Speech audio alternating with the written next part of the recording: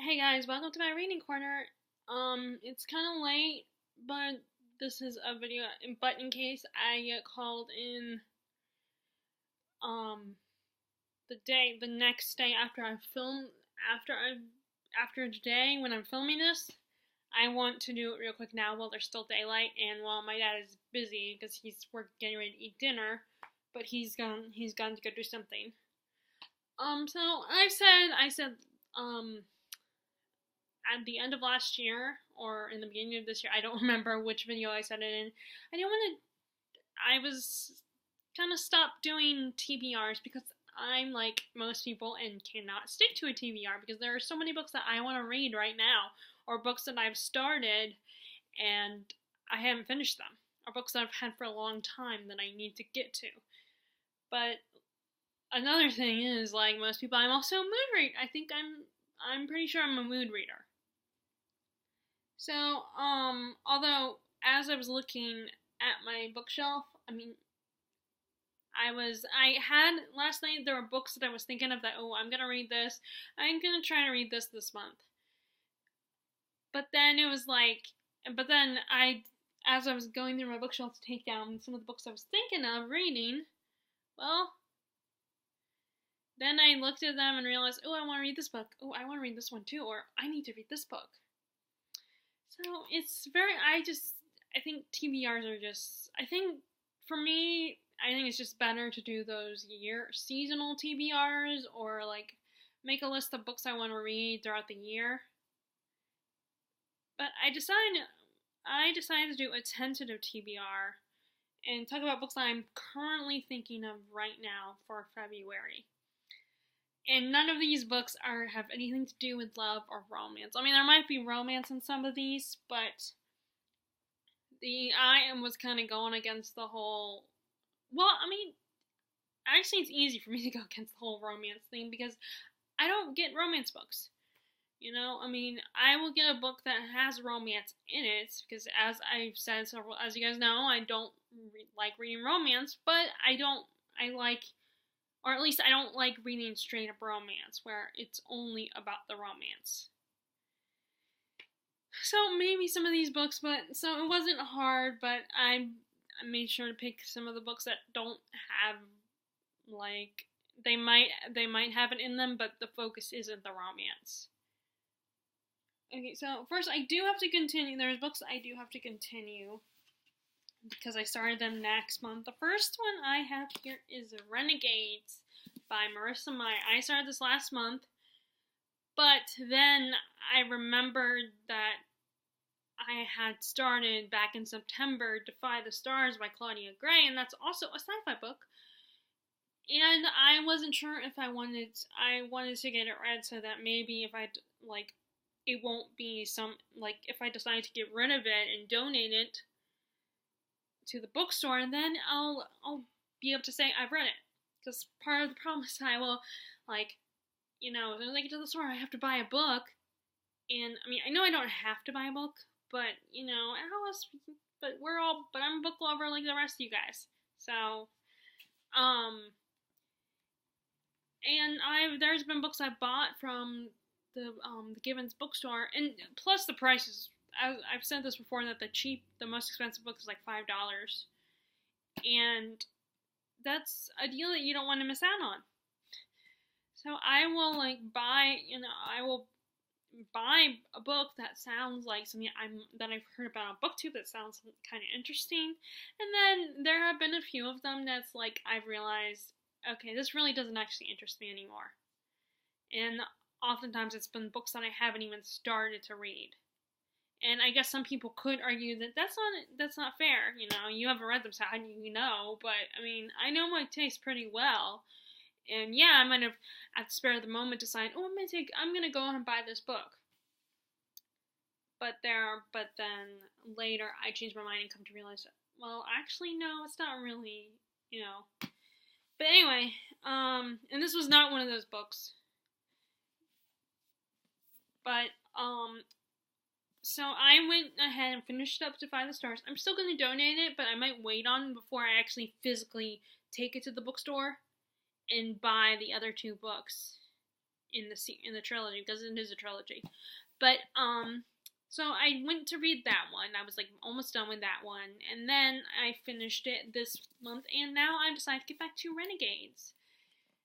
This is, and in case you don't know, if you've been living under a rock and have not heard about this book, this is her sci-fi superhero story. It's not a retelling, and it's basically about villains and heroes going against each other.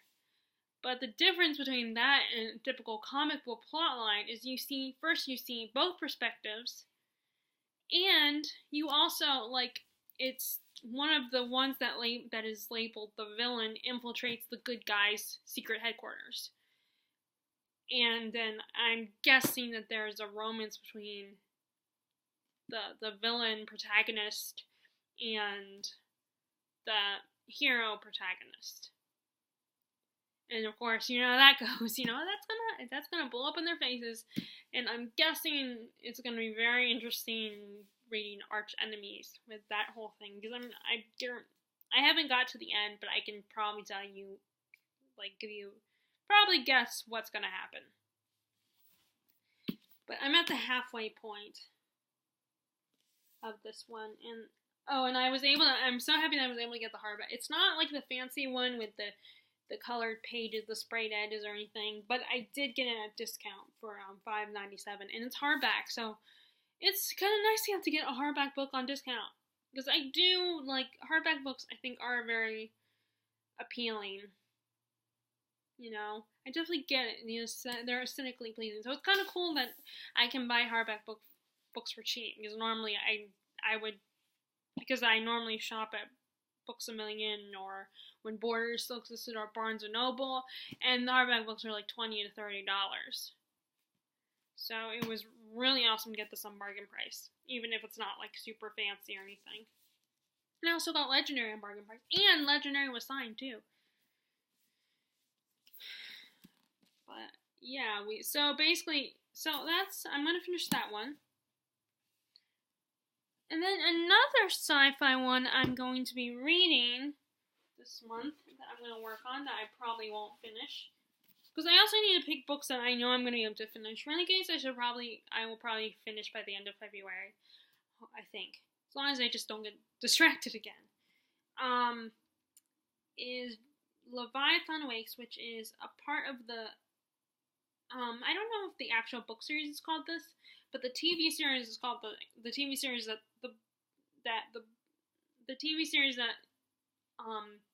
was created after the books is called the Expanse series. And the problem with sci-fi is that unless it's a YA sci-fi, it's very hard for me to sum up the plot. I mean, well, although was it Station 11? Because to me, I definitely consider, like, in my bullet journal, I don't have a separate dystopian section because I don't read a lot of dystopians, so I just consider it sci-fi. That one wasn't too difficult to sum up, but this one is a little more harder to sum up, and I haven't read a lot anyway, so I do better at summing up books when I've read at least half of the book. But like, give you a, you know, not the whole story, obviously, because I haven't finished it, but give you a basic idea of what it's about. So the only thing I can tell this is about so far, I mean, I'm liking it, just a little confused, is that this ship gets attacked, and this guy gets killed, and his captain, he has reason to believe that the Martians, this is a future story where I guess people are colonizing space now, and he has reason to believe that the people on Mars are responsible for his crew member's death. So he kind of calls them out on it, and that gets them end up in trouble. And and then it seems to imply that there's some kind of war going on, and they're all caught in the middle of this war. And so So really, like I said, I have to get a little bit deeper into it to give you more of a synopsis, a better synopsis about what this is about. But I am liking it, and it just might take me a while. Oh, and so I guess it is called The Expanse. It just might take me a while to in to get into the story so I can explain it better. But I want to. This is another book I want to read this month. There's so many. Like I said, I can't. Before I filmed this, I was taking these books off my shelf, and then I realized, oh, I need to read this one. Like, I need to read Voyager. I need to continue, at least get to book 2 of The Stand.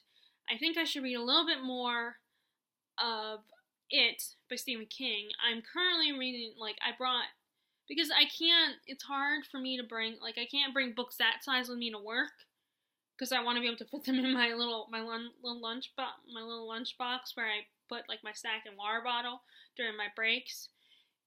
And since I only get a few minutes break, there's no point in me getting a locker. So I need to get a book that can fit in a lunchbox. So mass market paperbacks are the best size.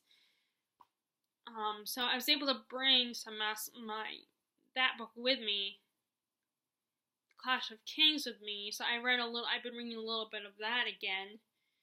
But I need to read The Stand by Stephen King. And then I remembered, I need to read Malice, because I've gotten a lot farther in Malice than some of my other bigger books. I need to continue with Voyager by Diana Gabaldon, the 3rd book in the Outlander series, because I'm still reading that series, and I still like it, even though I know it has problems, or at least people point out flaws in the story, things that they don't like, but I still personally like it. So I gotta read the 3rd one of that. And then there's a couple other books it was kind of like books that I was just thinking of.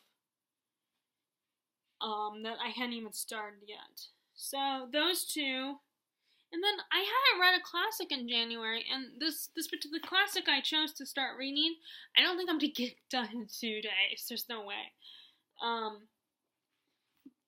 And that is Crime and Punishment by Fyodor Dostoevsky. Forgive me, I do not know Russian, and the only way I can figure out how to pronounce it is if I actually hear the pronunciation of it, and even then I might get a little tongue-tied. So, I don't mean to disrespect and mispronounce it, or not, it's just I don't know it that well, and so this, I think, from what I know, is this guy gets arrested. And it's all about how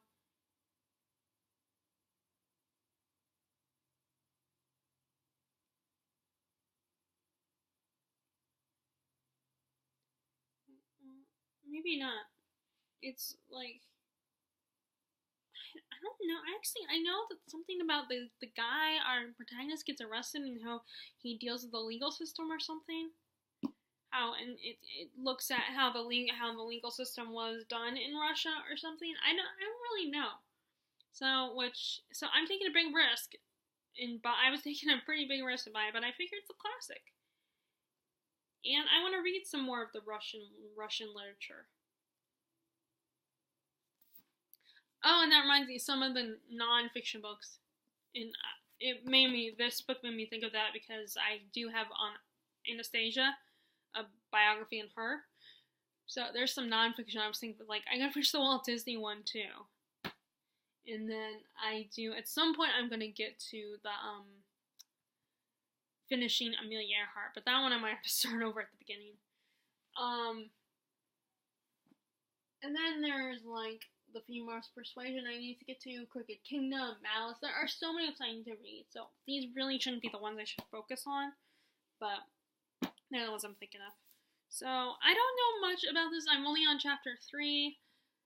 But I really like this edition because of the size and everything. My sister has a small mass market paperback one.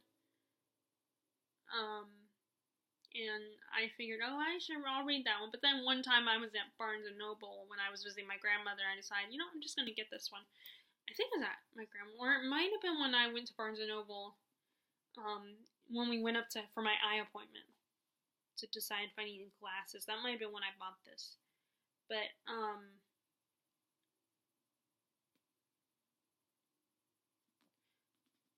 But reading the description on the back, I finally realized, I figured out why that guy he meets in the beginning in the bar, why he's important. What's the point of meeting him? Because our protagonist develops a relationship with his daughter.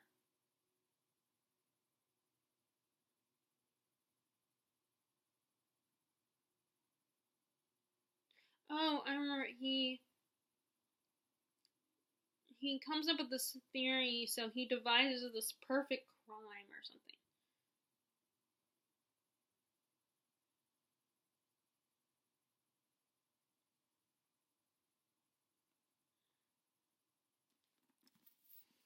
Okay, so that's my classic I'm gonna read right now, although that's probably not the best classic to choose. And then this next one I have here, this is a book that I remember when it came out. It was a year ago or a couple years ago. And okay, first I ended up deciding on buying this book because it was when I was interested in their other book, My Plain Jane. And I know I don't have to read the first one to read My Plain Jane because it's not a story. It's not a series with a continuous story. It's just these women, the Lady Janies, will write about every famous Jane in history, whether they're fictional or historical, and do rewrite their story, but make it a little more interesting or less tragic or more comical or something. And I am a huge fan of Jane Eyre, and that's what My Plain Jane is about. It's like another look at Jane Eyre, a different interpretation of it. And this one is about the 8-day queen, who, of course, like all the other people who marry King Henry. So, and I hear this one is really funny, and it kind of has a happier ending for her. For this Jane. And it's also, I'm sure, and I'm pretty sure it's like Lady Jane Grey, that's her name. And I don't see, it's definitely, I imagine it's probably worth the money.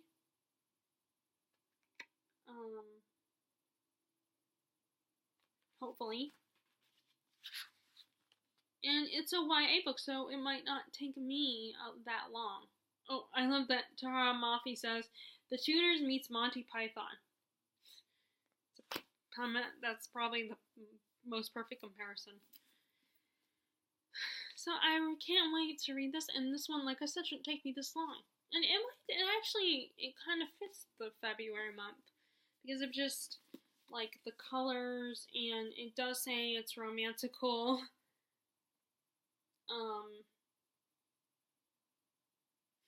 I love the little,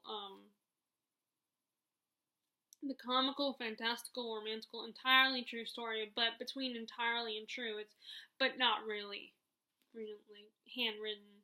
So I cannot wait to read this, and I think it would be a perfect book for February. They'd probably be closest to an actual, like, real romantic book for February. Okay, I got 2 more books here. Okay, so next, this is a book that I remember hearing about on BookTube from one of my favorite booktubers that I love watching. And at first, it's not a book I would normally buy for myself, but I saw it at the Gibbons bookstore. And again, it's hardback. It's a hardback book, and I like that I can buy a hardback book for $5. I think that's it's like buying those little DVDs that they have at Walmart in that little bin in the back. Or like that, there's that clearance section in Books A Million. I don't know if Barnes & Noble has a clearance section, but oh yeah, I just noticed this is deckled edges. I'm one of those many people who does love deckled edges. And I did start this book, and from what I know, it's about this woman, Tess, who she's finally left home. She goes to the big city in, I think, New York, and she gets a job as a waitress to make money and like learns the biz of restaurant work and learns the ins and outs. And she kind of gets caught in the middle between a waitress that befriends her and shows her, shows her the ropes, and a bartender that she thinks is cute. But it turns out that the waitress and the bartender have a very toxic relationship. So she kind of gets in the middle of that toxic relationship. And like I said, one of my favorite book tours talk about how great this book is, and she even did an analysis. And that's all from a book olive. She did this analysis. She actually compared the TV show, because there was a TV show made, and the book. And of course, the TV show, the book is she probably considers the book better, and the TV show does some things they couldn't put, or they haven't put it in there yet because it's a TV show, so they have to drag it out. And I don't know why, I feel like this kind of makes me think of, the character doesn't seem anything like my sister, but it makes me think of my sister, this book. Especially the whole, the wine thing, because my sister went to France. She studied abroad in France. And so she kind of became knowledgeable of wines and how you test them out and to see if they're good wines and if they're worth ordering a bottle for you and, the people you're with. And I don't know if she would read it or not. Maybe she would back before she had kids. Because I think part of the problem now is that because she has bills to pay and all these chores around the house and she has a job and stuff, and then has 2 baby boys, so she doesn't have really a lot of time to actually read books. But this might be, but I feel like this might potentially be a book that she would read. But I don't know. Could be totally wrong. But anyway. Okay, I'll be done in a little bit. So, this is another one I want to read, and it has a pink cover. This is another one of those books that could fit the month of February. Although it is about a very toxic relationship, so it's not a positive romance. And then the next one I want to read this is another one that I saw at the bookstore, at the Gibbons bookstore. So it was really cheap. So again, it was a cheap book. It was in the fantasy young adult section, the bin where they have all the young adult books, the kids books, the fantasy westerns, all those kind of books. And I saw this, and it just sounded kind of interesting. It looks like it might be a middle grade or young adult. I don't know, but it's basically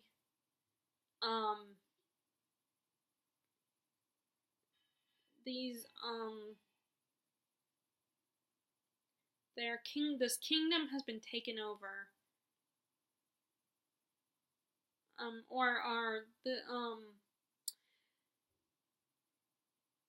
this kingdom is celebrating the war. They won this war and all that, and they think they're at peace, and then the prince,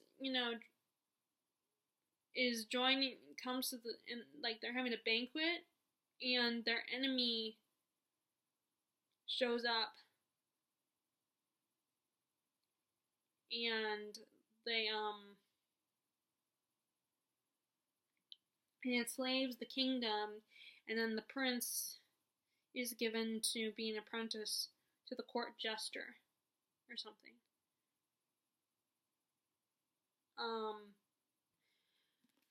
Something like that. I was trying not to read the back summary too much. Not to waste time reading it. But it looks like such a fun book. A fun little quirky little story. And I've never heard of this book before, so it was kind of cool to see it. It's one of those books that you see it there and you never heard of it. It's like, oh my god, this sounds like something I might like. I'll have to check this out. And I like the cover too. First of all, it's a hardback book, but it doesn't have a dust jacket. And I really like look at the cover. Looks kind of very old fashioned.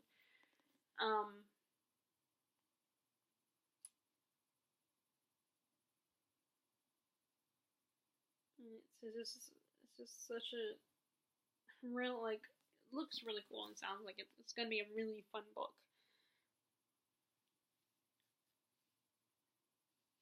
So the other books I grabbed off my shelf that I probably need to read is this one. This is another classic I want to read. I think it would be, I don't know if it would be considered a modern classic.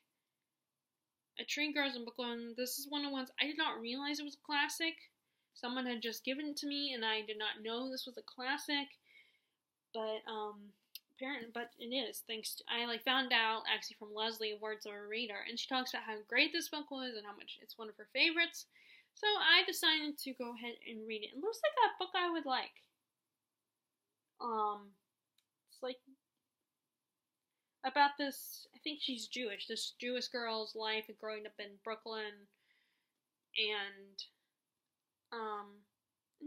a coming of age story essentially. And as you can see, I've read a little bit, and right now our protagonist is just a kid, and like I said, she's telling us about her life and everything. So it's, like I said, it's hard for me to sum up what a book is about until I've gone pretty far into the book. Like, at least, if not halfway, close to halfway. But this one I definitely need to read. I've had this one for a while since I've moved here. So I want to start this one, and, if I focus enough, then I could probably get that done quickly. And then, another one that I need to read, and I've already read, two or three Neil Gaiman books. I read his collection of short stories, Trigger Warning. I read The Ocean at the End of the Lane, and I read the Graveyard Book. And all three books I really, Trigger Warning, not as much. I enjoyed the other two, but so I've been wanting, and this one I've had a lot longer, for a long time. It was it was before we moved, actually, when I got this book. So I need to, I feel like I got a little farther than I did last time when I started this book, because I ended up bringing it from the beginning. Oh, and it's also blurred by George R. R. Martin. Original, engrossing, and endlessly inventive. But yeah, I need to get back into this one. But it's basically about this guy, Shadow, who was in jail. And then when he breaks out of jail, he receives a visit from this guy, Mr. Wednesday, who offers him a job. And the audience begins to realize that there's something really weird going on in the world right now. And then I think Shadow's wife dies, and so that is what motivates him to take Mr. Wednesday's job after his wife dies, because he has nothing left. And I think it's all basically about looking at the old gods and then the modern gods that have been formed because of how all the technology and everything that we worship, and celebrities and all that, all the things we worship now, that, and comparing those gods versus the old gods. And it kind of reminds me of that episode in Supernatural where the demon Loshi would, I think that's how you say it, Loshi or something. And all those kind of stories, no matter what part of the world they're from, there was people would be sacrificed to this god, and they would worship this god and everything, and then the god would shapeshift. And the god could shapeshift and all that, and he would eat these people and plant seeds in their bellies, but then, in these modern times, people didn't worship the gods anymore. So this Loshi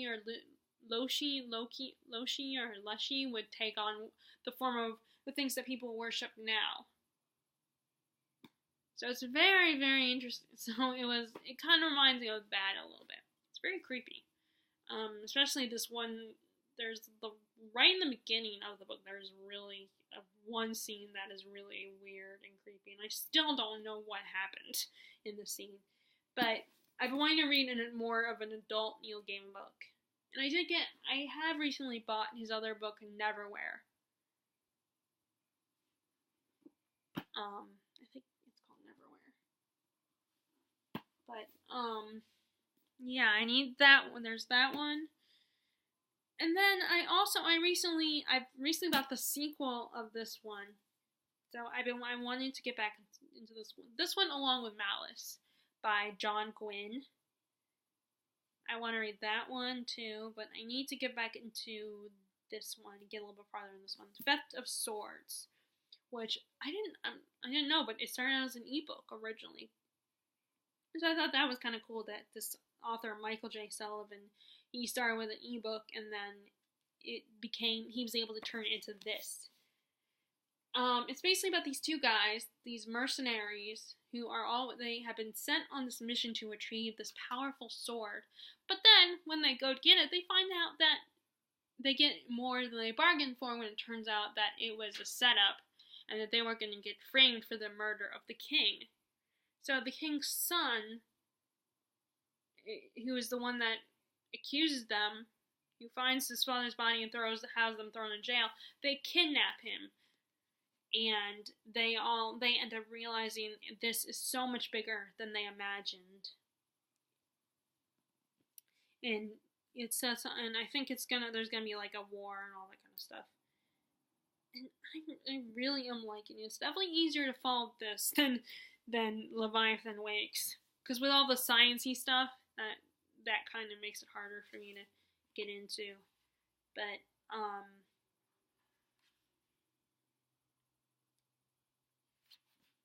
yeah, this looks like such a fun, this so far has been such a really fun book, and I really love the characters. I love Hadrian and his, what is it?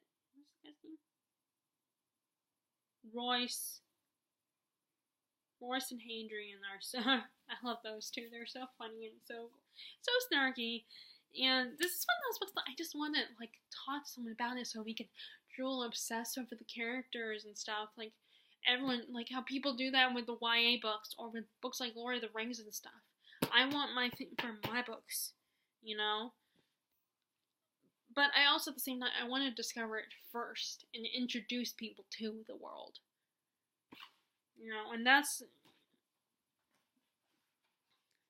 So hopefully one day I'll find someone I can share this book with. Unfortunately, I don't know if two of my best friends, I don't know if they would like it. And the other best friend, she's and then my other best friend I know probably will not like it. I mean, maybe she would if it was on TV or if it was made into a movie or a show, but as far as the book, I don't think this would interest her. But the other two, potentially, it might interest them.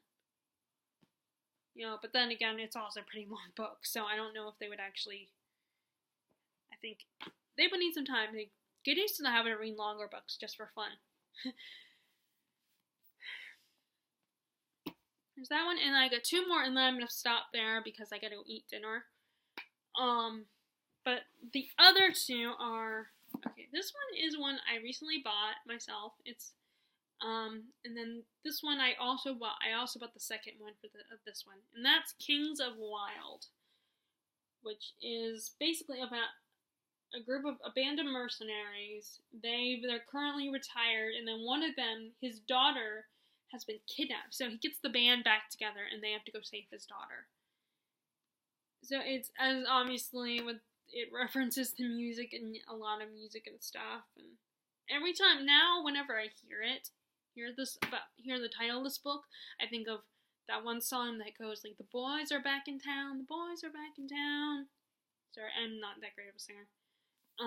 It sounds better in my head. But I just want to read this. I've heard about this now from two booktubers now talking about how great this book is and how much it's one of their favorites. And I already have the second book, and the good news is in paperback. So, I mean, I've said in the past that I don't care, if all my books some of them are in paperback, and some of them are mass market paperback, and some of them are hardback. But it does kind of, I don't know, maybe this is BookTube's influence, but it does, in the fact that I'm not exactly used to having hardback books that many hardback books. So it does, I gotta admit, it is kind of weird when I have a series and the first couple books or the first book or whatever is paperback, and then the rest of them or some of them are in hardback. It is kind of weird, but not so weird that I'm going to go and return that book and then buy the rest of them all in the same edition. You know, I'm not going to go doing that because I feel like it's still, like, I don't want to offend anybody or hurt anyone's feelings, and I don't want to make it seem like I'm judging people for doing this, but I feel like you still spent your money on the original copy. You're not getting your money back. And if you got, because you end up turning around and spending that same money all over again. So I don't see, but yeah, I cannot, it's just getting me excited to read this book. And like I said, I've been trying to read, I know what I thought about that song because it actually on the book says the boys are back in town. It actually says on the book. So I must have remembered seeing that, and then all of a sudden, like, now I'm thinking of that old, I don't know when it came out, what year, 70s, 80s, maybe early 90s, that song, but I hear it all the time. It's Supernatural. But anyway,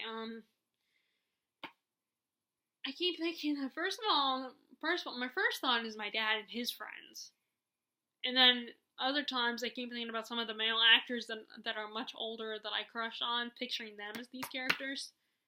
But anyway, it sounds like it's really funny, and I've been wanting to read more, like, fantasy that isn't, like, so young and isn't, like, just about teenagers. I mean, I'm not one of those people who's gonna be like, oh, I don't read YA because I'm almost 30, so I can't relate to YA books anymore.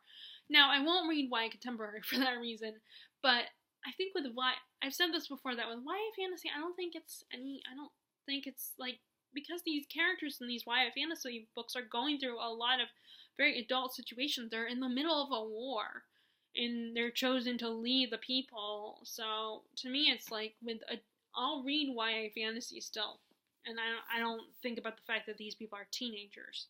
I mean, come on, you have adult books, like half the cast, like 25% of the cast in Song of Ice and Fire series is kids. They're teenagers, maybe early 20s, but they're a lot of them, like, Robb Stark is 15. He's supposed to be, like, 15 years old.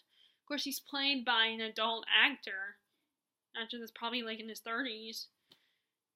And Jon Snow is probably, I think, is also, like, 15 or 14. So, it's, like, it's not much different. Just the writing style is a little different for a young adult book. But anyway, so I can't wait to read this. And then last but not least, this is the most anti-Valentine's Day book ever, and that is Orcs. So I stumbled upon this book at the Gibbons bookstore, and even the woman, because it's mostly volunteer, that bookstore, so it's all a bunch of, so a lot of the people that work there are a little bit older than me, and I remember she noted the cover and how interesting it was, how ugly it was. But she did understand what I meant when I said it's like the orcs. It's like the story of the orcs in Lord of the Rings. She got what I meant when I mentioned that. Of course, she referred to them as bad guys, which they usually are, or they're the lackeys of the bad guys. So I guess Stan Nichols decided, I'm going to write about these characters and give them their own story. And it just got me excited. As this cover is kind of scary looking, but, like, orcs are not attractive. But it just kind of got me interested, It was like, it's different. And and the thing that kind of reminded me that I bought this book, and the other books that go with the series, is that I can't remember. She's a new booktuber that I'm following. I don't remember her channel name, and I don't know her real name, but she did reference Chelsea Reeves, I think her name is. But anyway, but she got this book. I don't remember who she said the author was, but Dwarf, about the dwarves of fantasy books, and she's talking about how those guys are usually the sidekick of the good guys. You don't get a lot of stories about the dwarves. Because even in Disney, like in Snow White, the dwarves were Snow White's sidekicks, her friends, her protectors. Like, you don't get a lot of stories about those kind of characters. And it kind of reminded me of how that I bought this book, and how this is a story about characters that they're just the ugly lackeys that do the dirty work and are kind of stupid. And in the movie, I never read and you all know that I never read the Lord of the Rings books, but I'm going by the movie here. There's the scene when the two orcs are fighting over the shirt that Frodo was given to protect him, so I couldn't get wounded and get killed, at least in that way. And they're fighting over the shirt, so it's like the orcs are seen as the lackeys, the stupid ones, the brutes. So this is kind of a spin on that they're not just brutes, and they're not just the lackeys for the bad guys. And also, look, it has sprayed edges. I think it's really cool too. And they're red. So this is the most anti-Valentine's book ever. In the first couple chapters, there's a sex scene. Or this female orc, the queen of the orcs, rapes a human male. So, it's like she basically drugs the guy and then rapes him. So it's like, oh, wow. Okay, then. That's a lot. So this is not appropriate for Valentine's Day, but I thought it'd be very interesting to read this in February around Valentine's Day. I don't know if I'll get that book done. So, those are my books I'm thinking about. Like I said, there's other books like Voyager, The Stand, Malice. I'm trying to think about other books. I gotta read Assassin's Apprentice. Royal Assassin. I gotta finish that one. The Immortalist. There's just Acacia. This other one that kind of reminds me. It makes me think of A Song of Ice and Fire series, because the main family in the story kind of makes me think of the Starks a little bit. So there are a lot of books. Like I said, this is a very tentative TBR. I don't know if I'll read this. Who knows? I might not even read these books. I might decide to read other books for February. But either way, I definitely want to. My Goodreads goal is 100 books, and it's not the end of the world if I don't get to 100 books. But I do want to have like 5 or 6 books read this month, in February. But who knows if that will happen? So anyway, I hope you guys liked this video, and if you did, be sure to give it a thumbs up and click subscribe if you haven't already, and click the bell icon below to be notified when I post new videos. And as always, I hope you're enjoying your reading, and I will talk to you all later. Alright, bye!